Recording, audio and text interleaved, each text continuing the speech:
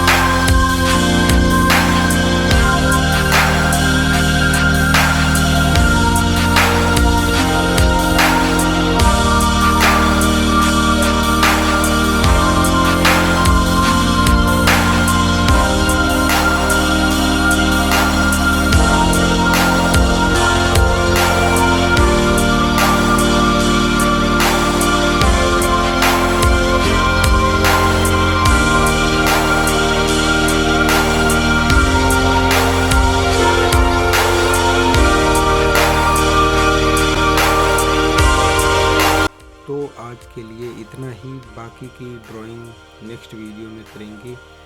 और अगर आपको ये वीडियो थोड़ा सा भी अच्छा लगा हो तो आप लोग लाइक और सब्सक्राइब कर लेंगे, जो लोग ना किए होंगे।